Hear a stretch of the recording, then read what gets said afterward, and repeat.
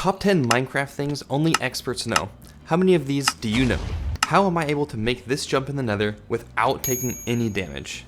That's because under this moss carpet, there's some powdered snow, which somehow doesn't melt or evaporate in the nether. Then, if you put this moss carpet on top of it, you won't sink in it either. And you still won't take any fall damage, just like if you were to land on it normally. If you do make this though, be sure to use the moss carpet and not normal carpet, because the normal carpet will burn. A lot of times, the weakness potion seems to be forgotten about, unless you're curing a zombie villager. But it's probably one of the most useful potions out there. That's because if you throw it on most of the common mobs, it will make them completely unable to damage you. And my favorite is that if you throw this on a cave spider, it can't poison you either.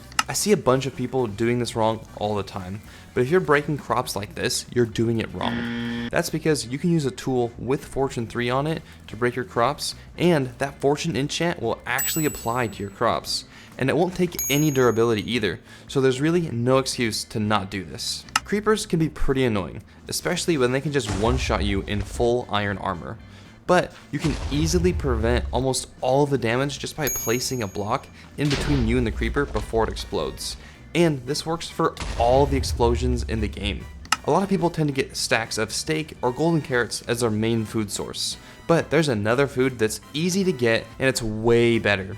Suspicious stew. Specifically, the one made with a dandelion. This stew gives you the saturation effect, which fills a ton of hunger.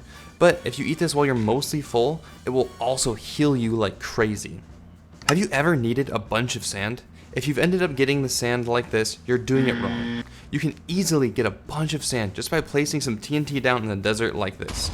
And sure, it does cost 4 sand to make the TNT, but on average, for each TNT, you'll get over a stack and a half of sand. A lot of people don't seem to like the Swift Sneak enchantment, but it has a hidden use that nobody uses it for. It not only increases your crouch walking speed, but also your prone movement. So if you have Swift Sneak 3, you can actually dig a 1x1 tunnel and move quickly through it. If you've ever wanted a looting type of enchantment on your bow, then you're in luck.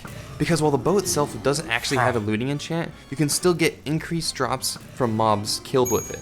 It's as simple as holding the looting sword in your main hand and the bow in your offhand. And then when you kill a mob with your bow, the game checks if your main hand has an item with looting.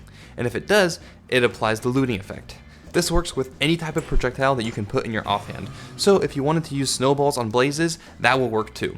If you want to make a trap for your friends using a skulk sensor, make sure you waterlog it first. If you do that, it makes the skulk sensor completely silent, giving them even less time to react.